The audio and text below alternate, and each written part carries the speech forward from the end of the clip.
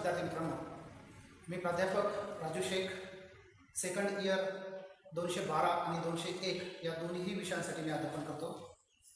खरं तर बी एडला आल्यानंतर पुन्हा एकदा 201 आणि 212 या या क्रमांकाचे जे सिलेबस आहे बी एड अभ्यासक्रमाचे ते सर्व आपल्याला पूर्ण करावे लागतात.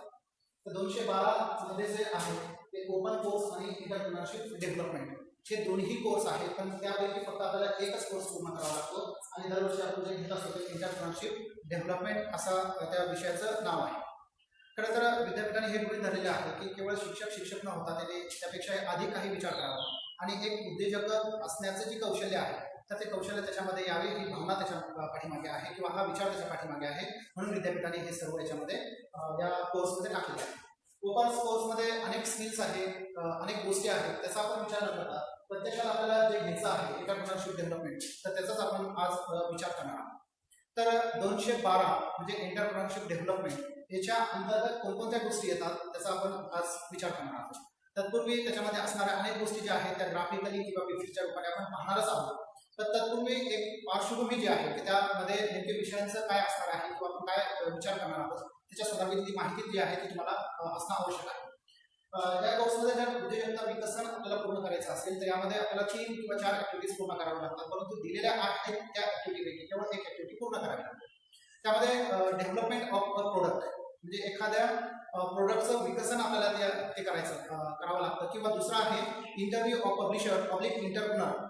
एखादा कोणी उद्योजक असेल किंवा एखादा इंटरप्रेन्योर असेल तर त्याची मुलाखत आपल्याला घ्यावी लागते. प्रत्यक्ष त्या फील्डमध्ये आपल्याला जावं लागतं, त्या ठिकाणी आपल्याला जावं लागतं आणि प्रत्यक्ष ते उद्योग कशा संदर्भात आहे. जर जास्तीत जास्त जर एज्युकेशनली जर तो असला तर अतिउत्तम आहे आणि एज्युकेशनली नसलं तर त्या अनुषंगाने सुद्धा आपल्याला अनेक दृष्टीने विचार करावा लागतं की एज्युकेशनल काय असू शकतं. तर त्याचा इंटरव्ह्यू घेणं, त्या इंटरव्ह्यूची माहिती नमूद करणं, त्यांनी काय म्हटलेलं आहे ती माहिती त्यामध्ये सांगणं हा उद्देश त्याच्या पाठीमागे आहे. आणि तिसरा आहे फील्ड वर्क. त्या प्रत्यक्ष एखाद्या फील्डवर जाऊन आपल्याला कामकाज काय चालतं आपण प्रत्यक्ष त्यामध्ये सहभाग घेतो किंवा सहभागी होऊ शकतो हा त्याच्या पाठीमागचा उद्देश आहे. आणि चौथा जो आहे ते एसे ऑन एंटरप्रेन्योरशिप उद्योजकता विकसन यावर आधारित एक निबंध लिहावा किंवा निबंध लिहिणं. मग कोणता तरी एखादा बिझनेस किंवा व्यवसाय आपल्याला गृहीत धरावा लागतो आणि त्या अनुषंगाने आपल्याला ती माहिती त्या ठिकाणी द्यावी लागते. याचा उद्देश हा आहे सिलेबसमध्ये टाकण्याचा की इंटरप्रेन्योरशिप स्किल जे आहे उद्योगशीलता किंवा उद्योग विकसनाचं जे स्किल आहे तर ते स्किल आपल्यामध्ये विकसित व्हावं हा उद्देश त्याच्या पाठीमागे आहे. आणि याच्या माध्यमातून आपलं जे नॉलेज जे आहे किंवा ज्ञान जे आहे ते एक्सप्लोर करणं, अधिक विस्तारित करणं हाही त्याच्या पाठीमागचा उद्देश आहे. एखादा व्यवसाय विकसित करताना किंवा एखादा व्यवसाय सुरू करताना नेमके आवश्यक असणारी कौशल्य कोणती आहे, कोणत्या कौशल्याच्या माध्यमातून एखादा जे व्यवसाय आहे त्या व्यवसायाचं विकसन होत असतं तर त्याची माहिती विद्यार्थ्यांना व्हावी. त्यामध्ये एखादा इंटरप्रेन्योर असेल तर त्याची क्वालिटी काय आहे, त्या क्वालिटीचाही अर्थ त्या ठिकाणी अभिप्रेत आहे. ती क्वालिटी कोणती आहे याचं ज्ञानही विद्यार्थ्यांना व्हावं. त्यानंतर एक एज्युकेशनल फील्ड किंवा एज्युकेशनल आपली थिंकिंग आणि त्या प्रत्यक्ष त्या क्षेत्राचं किंवा उद्योगाचं आपण कोरिलेशन कशा पद्धतीने साधू शकतो हाही याच्या पाठीमागचा उद्देश आहे की विद्यार्थ्यांना ज्ञान व्हावं. आणि प्रत्यक्ष फील्डवर काम करताना ते फील्ड चालतं कसं किंवा ते काम चालतं कसं, कंपनी असेल किंवा एखादा व्यवसाय असेल तो चालतो कसं हाही त्याच्या पाठीमागचा उद्देश आहे.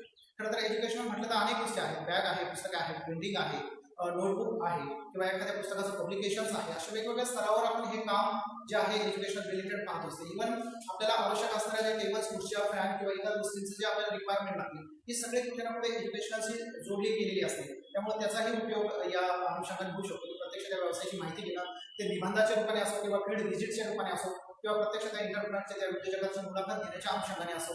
तर हे सगळं यासाठी घ्यायचं की आपल्याला केवळ शिक्षक न होता एक त्या शिक्षकी पेशाच्या माध्यमातून इतर स्किल जे आहे ते एक्सप्लोर कसे होऊ शकतात, बाहेर कसे निघू शकतात हा उद्देश त्याच्या पाठीमागे आहे.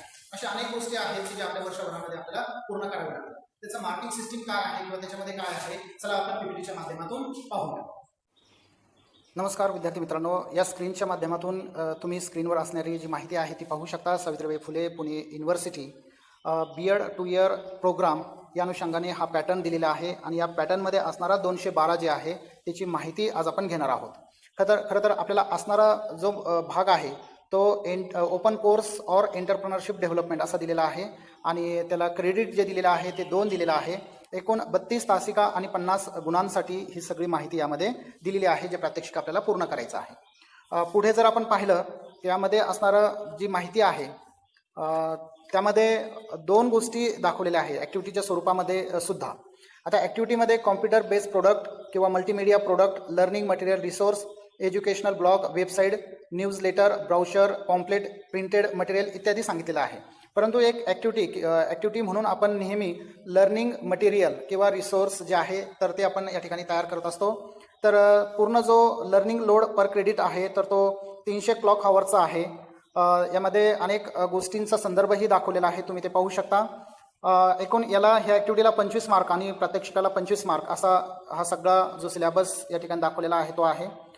तुम्ही पाहू शकता की एंटरप्रेन्योरशिप डेव्हलपमेंट 2 क्रेडिटसाठी आहे. त्यामध्ये प्रात्यक्षिक जे आहे प्रत्यक्ष आपल्याला एखाद्या ठिकाणी व्हिजिट देऊन किंवा एखाद्या उद्योजकाची मुलाखत घेऊन एंटरप्रेन्योरची, तर ती मुलाखत जी आहे ती आपल्याला प्रात्यक्षिकाच्या रूपामध्ये लिहावयाची आहे. आणि त्याचमध्ये दुसरी ॲक्टिव्हिटी जी आहे तर ती आपल्याला लर्निंग मटेरियल PPTच्या रूपाने तयार करायचं आहे, हा त्याचा अर्थ आहे. ही सगळी ओपन कोर्सची नावे आहेत. तर आपल्याला ओपन कोर्स किंवा एंटरप्रेन्योरशिप डेव्हलपमेंट असा शब्दप्रयोग केलेला आहे. त्यामुळं आपण आपल्या सिलेबसमध्ये ह्या वर्षीच्या एंटरप्रेन्योरशिप डेव्हलपमेंट केवळ हाच एक उपक्रम जो आहे तो त्या अनुषंगाने घेणार आहोत. पुन्हा एकदा मी एक गोष्ट रिपीट करतो की एंटरप्रेन्योरशिप डेव्हलपमेंट ज्यामध्ये आपल्याला एक प्रात्यक्षिक कार्य की जिथे एखादा उद्योग किंवा व्यवसाय असेल त्या ठिकाणी व्हिजिट देणं, त्या एंटरप्रेन्योरची मुलाखत घेणं, तो मुलाखत घेतलेला जो डाटा आहे तो प्रात्यक्षिक रूपाने लिहिणं, त्याचे अनेक मुद्दे आहेत, ते मुद्देही मी सांगणार आहे. आणि त्यानंतर त्याच्यामध्येच जी ॲक्टिव्हिटी आहे मटेरियल डेव्हलपमेंटची, ज्या अनुषंगाने आपण PPT तयार करू शकतो आणि PPT तयार केल्यानंतर ती पुन्हा त्याच प्रात्यक्षिकाच्या फाईलमध्ये आपल्याला लावायची आहे, ते PPTची प्रिंटआउट घेऊन. शिवाय माझ्या एका मेलवर सुद्धा ती PPT पाठवायची आहे तुम्हाला. मी मेल ID तुम्हाला नंतर देईल, तुम्ही ते घेऊ शकता. आणि मेल ID वर पाठवल्यानंतर तुम्हाला CDच्या रूपाने सुद्धा ती सेव्ह करून त्या फाईलसोबत जोडायची आहे. तर ही महत्त्वाची माहिती जी आहे ती खूप आवश्यक आहे. आणि प्रात्यक्षिक कार्य पूर्ण करण्यासाठी हा व्हिडिओ तुम्ही रिपीटेड जर ऐकला तर तुम्हाला ते कळू शकतो. आणि जर याच्यातली माहिती समजण्यास किंवा न समजण्यास काही प्रॉब्लेम असेल तर नक्कीच तुम्ही माझ्याशी संपर्क साधून अधिक डिटेलमध्ये माहिती घेऊ शकता. तर ही होती विद्यार्थी मित्रांनो आजची आपली माहिती 212च्या संदर्भात. या संदर्भात काही अडचण असेल तर बिलकुल आपण संपर्क साधून माहिती घेऊ शकता. धन्यवाद. तर ही होती विद्यार्थी मित्रांनो सर्व 212ची माहिती. खरं तर यामध्ये आपल्याला 2 ॲक्टिव्हिटी, एक प्रात्यक्षिक आणि एक ॲक्टिव्हिटी असा जो सिलेबस आहे किंवा काम जे आहे ते आपल्याला पूर्ण करायचं आहे. पहिल्या प्रॅक्टिकल्समध्ये आपल्याला प्रत्यक्ष एखाद्या उद्योजकाच्या ठिकाणी जाऊन आपल्याला मुलाखत घ्यायची आहे. त्याचा जो काही डाटा आहे किंवा जी माहिती आहे ती त्या ठिकाणी आपल्याला लिहावायची आहे प्रात्यक्षिकच्या रूपाने. आणि याला जोडून जी ॲक्टिव्हिटीज दिलेली आहे तर ही 3 किंवा 4 आपल्याला ऑप्शन्स दिलेले आहेत. त्यापैकी आपण एज्युकेशनल रिसोर्स डेव्हलपमेंट किंवा एज्युकेशनल मटेरियल डेव्हलपमेंट ही कन्सेप्ट त्या ठिकाणी राबवावं लागतो. या कन्सेप्टमध्ये आपल्याला PPTच्या माध्यमातून एक एज्युकेशनल रिसोर्स किंवा एज्युकेशनल मटेरियल आपल्याला तयार करावं लागतं, जेणेकरून आपल्याला त्या मटेरियलच्या माध्यमातून किंवा त्या PPTच्या माध्यमातून विद्यार्थ्यांना कसं आपण शिकू शकतो, PPTमध्ये कशा प्रकारे आशय आपण घेतला गेला पाहिजे, कशा पद्धतीने त्याला समर्पक असणारे जे काही पिक्चर्स आहेत ती पिक्चर्स दिली गेली पाहिजे. एक कन्सेप्ट कोणतीही आपल्या पुस्तकातली, आपल्या मेथडमध्ये, आपल्या विषयातली की ज्या माध्यमातून आपण PPT तयार करू शकतो आणि त्या PPTच्या माध्यमातून विद्यार्थ्यांना शिकवू शकतो. म्हणजे याचा अर्थ असा की दुसऱ्या ॲक्टिव्हिटीजमध्ये आपल्याला PPT तयार करणं आहे, PPTची प्रिंटआउट घेणं आहे आणि प्रिंटआउट घेतल्यानंतर तुम्हाला ह्या PPTचा नेमका एज्युकेशनल किंवा शिक्षण घेताना किंवा शिकवताना कसा फायदा होऊ शकतो हाही उद्देश त्याच्या पाठीमागे आहे. तर अशा दोन्ही एक प्रात्यक्षिक आणि एक ॲक्टिव्हिटीज आपल्याला पूर्ण करायची आहे पूर्ण वर्षभरामध्ये. याच्या संदर्भातला सिलेबस किंवा माहिती आपण लवकरच देणार आहोत. पण तत्पूर्वी इतकी माहिती 212च्या संदर्भात तुम्हाला असावी आणि तुम्हाला नक्कीच ही माहिती जी आहे ती समजलेली असेल असा एक आशावाद व्यक्त करतो आणि आपल्याला पुढच्या कार्याला शुभेच्छा देतो. धन्यवाद.